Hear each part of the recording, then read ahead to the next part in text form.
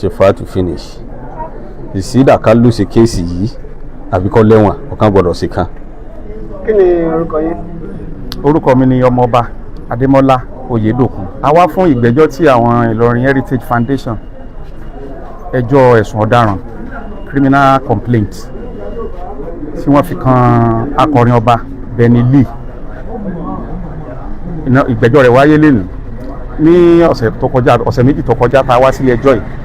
Ní tá a fi tó ilé ẹjọ́ létí ni wípé ilé ẹjọ́ ní lónìí o bí èèyàn fòbódẹyẹ òní ló ń fẹ́ ṣègbẹ́jọ́ lórí ìdí tí Benny Lee sọ wípé ilé ẹjọ́ Ìlọrin kò lágbára kò láṣẹ lórí ẹjọ́ tí àwọn Ìlọrin Heritage pè òun.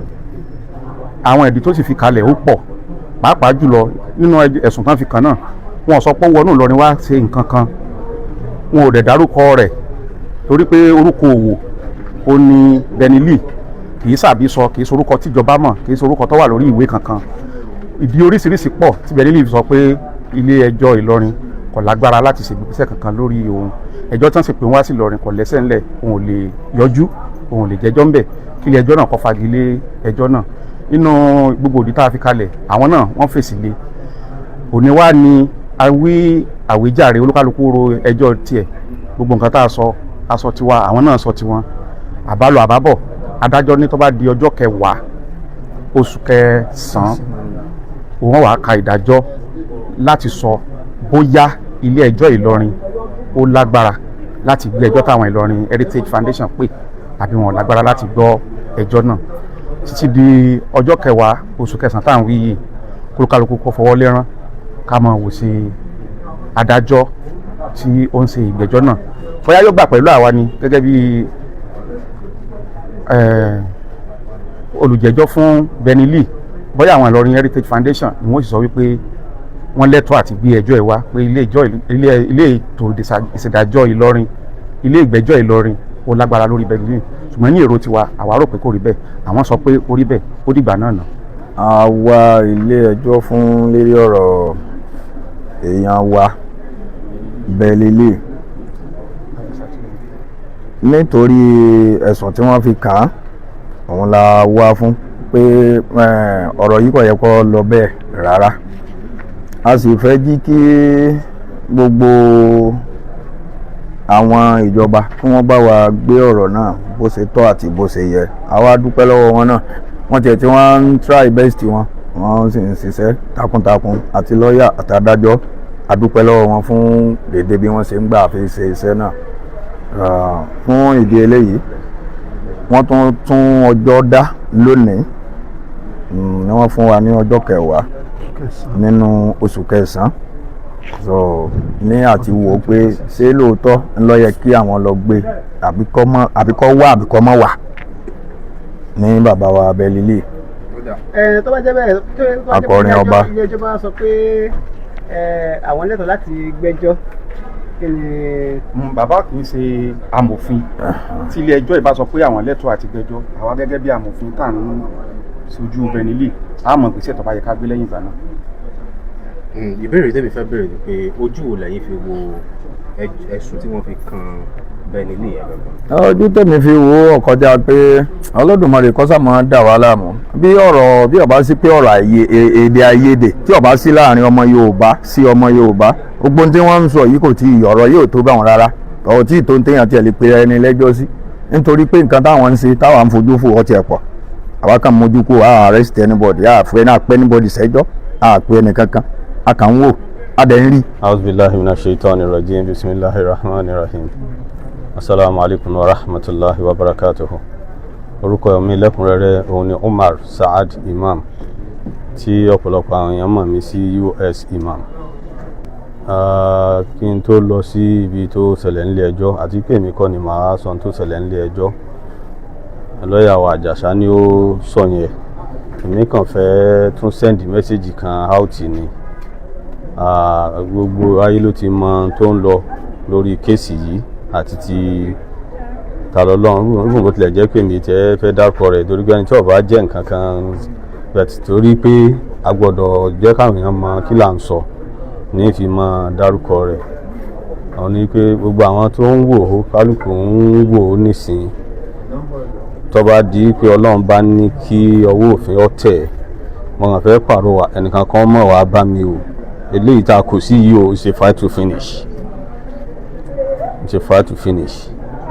Ìsídàká ló ṣe kéèsì yìí àbíkọ́ lẹ́wọ̀n ọ̀kan gbọ́dọ̀ sí kan àbàdé ògùn so ẹni tí ọba fẹ́ ọ̀rẹ́ mi olólùfẹ́ mi àbí kìíní kan tẹ́ àá máa ní ẹ bá rí us mọ̀ ẹjọ́ ń bẹ̀ yín ẹ̀mọ́ kò sẹ́ni tí mi ò lè wojú o ẹ má jà wojú ara wa. Salamu alaykum wa rahmatulahi wa barakatuh. Orúkọ mi ni Abdulkadir Adémọ́lá Abọ́lájí Àjàsá Esquire tí mo jẹ́ ìkan lára àwọn lọ́yà tí wọ́n ń ṣe kéèsì Benny Lee Tani Olohun tí a jẹ́ aṣojú fún Ìlọrin Heritage Preservation Foundation. Ìtọ́sẹ̀rẹ̀ nílé ẹjọ́ lè ní pé gẹ́gẹ́ bí gbogbo àṣẹ mọ̀ pé ní last adjourn day tàwa sí court wọ́n adjourn case fún ruling/hearing of preliminary objection. So ìgbà tí kóòtù sit láàárọ̀ yìí kóòtù deliver ruling nípa issue tí ó ṣẹlẹ̀ ní last time nígbà tí àwọn defence counsel tí wọ́n fẹ́ withdraw further affidavit tí wọ́n ṣe mistake tí wọ́n ò ṣe dáadáa tí wọ́n fẹ́ withdraw táwa dẹ̀ takò wọ́n pé wọn ò lè withdraw because issue has been joined. But láàárọ̀ ìgbà tí kóòtù deliver ruling kóòtù hold pé wọ́n ní right àti withdraw that particular further affidavit. So wọ́n dẹ̀ ti file another one wọ́n serve wa ní another one tí wọ́n file.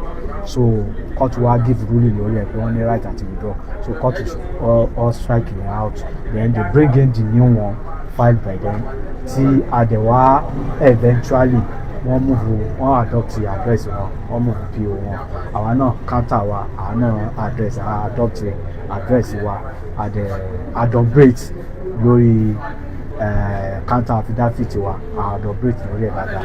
So the court wa adjourn fún ruling of preliminary objection lórí pé ṣé àwọn ní power ṣé àwọn lágbára láti gbọ́ ẹjọ́ Benny Lee yìí àbáwọn ò ní agbára, then ṣé issue of service ṣé ó wà, ṣé bí wọ́n ṣe address ẹ̀ ṣé bẹ́ẹ̀ lórí, ṣé àti perfect address wa, ṣé àti serve àbá serve ṣé orúkọ tí wọ́n pè mú pé kò correct, ṣé by law ṣé law require pé dandan a gbọ́dọ̀ mọ orúkọ ẹni tí ó ṣẹ̀ tó commit offence kó tó di pé òfin ó mú. So gbogbo ẹ ni a kójọ sínú counter wa táwọn náà tí wọ́n adopt tiwọn táwọn náà dé adopt tiwa. So court ti wá adjourn case yẹn fún ruling lórí preliminary objection àti counter tiwa sí on the 10th of September 2026 ọdún tí a wà ní. Ṣé o gbogbo àdúgbò? ó kọ́ ilẹ̀ kan. Ok, orúkọ mi ò yí padà, orúkọ mi náà ni Barrister Abdulkadir Adémọ́lá Abọ́lájí Àjàsá. A'udhu billahi minash shaitanir rajim, bismillahir rahmanir rahim. Èmi ni Dr. Abu Sharif Sẹ́ríkí kí ọba Ìlọrin. Kò túmọ̀ sí pé ọba Ìlọrin rán wa ń ṣẹ́ pé ká wá sí kóòtù gẹ́gẹ́ báwọn dèdèrè tí ń rò kí pé ọba ní ń da ìlú rú, ọba ọgbọ́n kankan.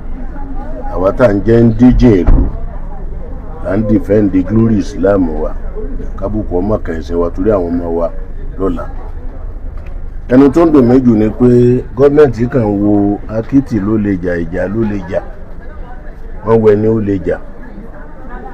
Nínú òfin wà tó tako kéèyàn sọ̀rọ̀ tó lè dá lẹ́bi tó lè mú jìyà níwájú ìjọba.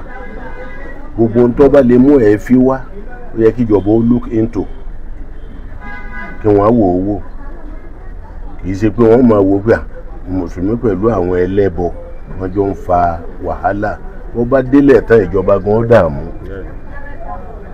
Yóò wù mí kí ìjọba ó wà nǹkan kan sí lórí àwọn tí ń kàn sọ tó wọn. Mo wà ní Scotland níjọ́ kan nílùú èbó, ẹnìkan wá ń fi ọwọ́ ẹ̀ wọ́n wá fi gbáyàn ní ẹ̀kẹ́ báyìí. Wọ́n ní o ti dáràn ní fundamental right ní olú ti kọjá fundamental right yẹ níbo ti fọwọ́ rẹ̀ gbá mi o. Lóyìn bá ti kọjá fundamental right rẹ̀ ó yẹ kó ní ìbáwí kan. Gbogbo àwọn tí ń bá ń sọ̀rọ̀ tó lè mú provocative wá ó yẹ kí ìjọba ó look into. Ẹ wo security ta ní Nàìjíríà tí wọ́n rí ní àbí wọ́n gbọ́. Wọ́n fẹ́ kí ló máa jóná kẹ́mi ọmọ sùn.